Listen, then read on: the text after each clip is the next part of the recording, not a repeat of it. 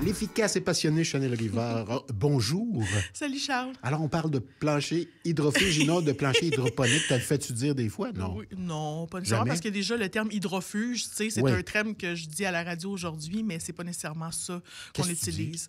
Ben, parce que c'est pas tout à fait le terme qu'on utilise avec les clients. Là. Je trouve que ça fait trop mot Scientifique? mot savant. Je préfère dire comme 100% imperméable. Ah, là, OK. OK. Donc, c'est ça, on parle de Ouais, plancher hydrofuge. aujourd'hui. donc, quand on cause plancher hydrofuge, on parle de quoi exactement? Ben, c'est parce que aujourd'hui, je suis surtout là pour démystifier un peu la différence entre les planchers hydrofuges, donc qui sont 100% imperméables, puis les planchers aussi qui sont plutôt résistants à l'eau. OK. Puis je suis là pour ça ce matin parce que C'est pas tout à fait la même chose. non, c'est pas tout à fait la même chose. Parce que quand OK. on parle, dans le fond, d'un plancher hydrofuge, donc 100% imperméable, on parle du dessus du produit, mais on parle aussi de toute la construction OK. du biscuit, du produit. Tandis que quand on est dans un produit qui est résistant à l'eau, on peut jouer sur les mots, mais c'est pas tout à fait la même chose que hydrofuge. OK. C'est dans ce temps-là. Donc, ça veut dire quoi? Ça veut dire que, bon, on parle principalement du sous-sol, j'imagine? Bien, là, en fait, c'est sûr que nous, on a tendance à mettre les produits hydrofuges dans le sous-sol parce que souvent, d'ailleurs, dans la dernière année, il y a eu beaucoup de dégâts d'eau.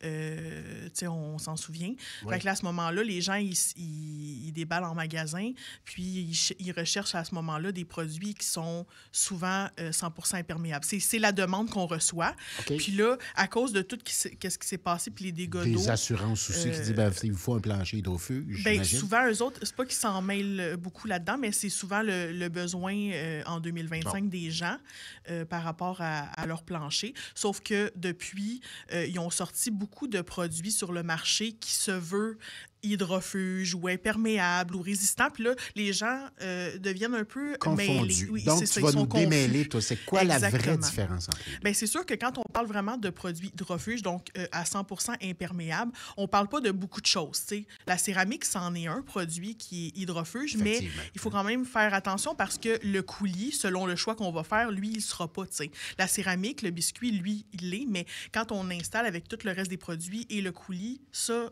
on est ailleurs à ce moment-là. Ça existe, par contre, un coulis Oui, résistant à l'eau, hein? le coulis époxy, à ce moment-là, il va être imperméable. Puis là, on va s'assurer d'avoir un plancher qui est comme 100% hydrofuge. OK. Mais en tant que tel, si je parle vraiment de produits, à part la céramique, ce qui est 100% hydrofuge, là, c'est plutôt la latte de vinyle. OK. Ce qu'on m'a installé dans mon sol, me disait, M. Gaudreau, ça, si jamais il y a ça refoule, vous enlevez tout ça, vous lavez ça, vous faites sécher ça dehors, puis vous remettez ça. Oui, mais là, il faut faire attention parce que les lattes de vinyle, il y en a énormément C'est sur ça. le marché. Bien gâché ma journée. C'est ça, exact. Je viens faire la trouble fête, là. Mais sur le marché actuellement, il y a énormément de sortes Ouais. de lattes de vinyle. Vu que tu l'as magasiné, donc tu le sais un petit peu. Oui. Souvent, on retourne la latte de vinyle, puis il y a des endos en liège, il y a des endos en foam avec comme une membrane intégrée. Bien, ça, par exemple, ce n'est pas hydrofuge. OK. Ça champignonne joyeusement parfois. Oui, joyeusement, puis OK. ça sent aussi pas super bon. Le champignon sent S'il y a pas un bon. champignon qui Ouais. prolifère dans le matériau. Parce que dans les Et ça, c'est faits, dangereux pour la santé. ben, c'est extrêmement dangereux. Les gens vont l'assécher, ils vont vouloir peut-être le reposer, puis ce moment-là, c'est pas l'idéal. Parce que ce qui est 100% hydrofuge dans la latte de vinyle, c'est le composé de vinyle à 100%. OK. Donc, si on magasine puis on veut acheter une latte de vinyle puis être sûr à 100% que c'est un produit hydrofuge, il faut s'en tenir à une latte de vinyle 100% vinyle, idéalement. OK. OK? Là, ensuite, ben, là, c'est là qu'on peut s'y perdre parce que là, on se retrouve, surtout dernièrement, avec des laminés, donc le bon vieux plancher flottant qu'on connaît, Oui. où est-ce que sur le dessus, il y a des étiquettes marquées 30 heures, 70 heures, de résistance à l'eau, mais il faut vraiment quand même comprendre que c'est sur le dessus que le produit Et est non résistant. en dessous nécessairement. Non. Exactement, parce que tout dépendamment du dégât d'eau, est-ce que c'est un dégât humain sur le dessus, donc j'ai échappé un verre, ou un dégât de bris quelconque, ou est-ce que l'eau s'infiltre en dessous? Bien, à ce moment-là, un plancher laminé qui a une résistance à l'eau, ça reste tout de même un biscuit qui est une fibre de pain. Donc, Ouais. c'est du bois. Fait qu'à ce moment-là, si Ça le gonfle, produit... puis ça se défait, puis Ou est-ce qu'il y a ça de l'eau qui... s'imbibe. Exact. Fait que c'est OK. ça qu'il faut faire. Puis, tu sais, il faut faire juste la différence. C'est pour ça qu'en magasin, il faut idéalement parler à quelqu'un, un conseiller, puis... Comme toi, Chanel Rivard, Exact. chez l'anglais. Oui, Ouais. tous les conseillers sont là pour répondre à ce genre de questionnement-là. Est-ce que le prix est un indicatif? Tu dis, OK, il est plus cher, celui-là, il doit être bon. Oui. Est-ce que ça il y a un rapport? Oui. Surtout dans les laminés, là, les gens ils nous le demandent souvent parce qu'il y a quand même une bonne différence. Dans certains produits, il peut y avoir un 2-3 $ de différence. Puis, tu sais, souvent, c'est parce que y a justement l'entièreté du produit a eu un traitement. OK. Pour être hydrofuge, tu sais. Mais comme j'essaie juste de dire à titre d'avertissement, il faut faire attention jusqu'à quel point c'est hydrofuge réellement, puis juste poser les bonnes questions, tu sais. OK. On parle de sous-sol, on parle de salle de jeu, etc. Est-ce qu'on peut, dans les résidences, est-ce qu'on peut aussi, dans les commerces, mettre ce type de plancher-là? Oui, c'est sûr qu'on peut mettre ça En fait, on peut mettre vraiment ça partout. Tu sais, c'est pas des produits qui sont faits uniquement pour le sous-sol. Par contre, moi, je dirais que l'important, c'est que si on a un dégât quelconque, l'idéal, c'est quand même de lever les planches du produit, tu sais, peu importe le type de matériau. OK. Parce que même si... De l'enlever puis de vérifier pour dire que c'est pas totalement imperméable. Oui, exactement. Parce que là, ce qui se passe aussi, c'est que si des fois, il y a des infiltrations, tu sais, on peut se dire, oh mon Dieu, le produit va résister. Oui, mais par exemple, ça a créé une humidité, puis toutes les choses environnantes peuvent être quand même atteintes. Les moulures, t'sais. entre autres. Oui, le puis mur. se proliférer. Donc, c'est sûr que vraiment, l'idéal, c'est de ne pas avoir la pensée magique que parce que j'achète un produit dit hydrofuge, il n'y aura pas de bactéries qui va se mêler à ça. C'est hydrofuge le plancher, mais autour, il faut regarder aussi. L'eau Exact. est là, présente. Elle n'est pas hydrofuge. Là. Exact. Elle est hydro-présente. Oui, l'hydro.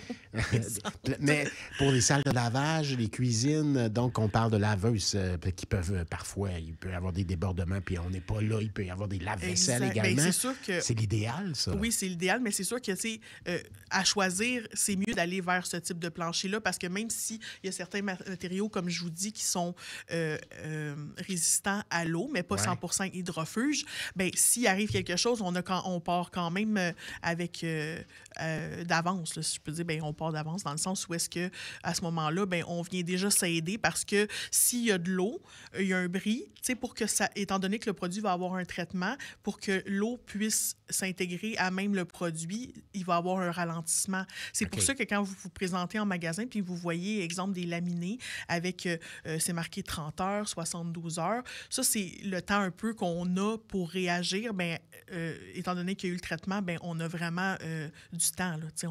On a un temps. Là. Si on est parti une journée puis on se rend compte qu'il y a eu un bris. Le lendemain, tu le constates, t'éponges, tu dis OK. Il y a quand même des chances avec un traitement de résistant à l'eau sur les produits que justement, ça allait pas, on a eu la chance que ça n'allait pas atteindre le biscuit. Mais dans le doute, on vire ça de bord puis on regarde.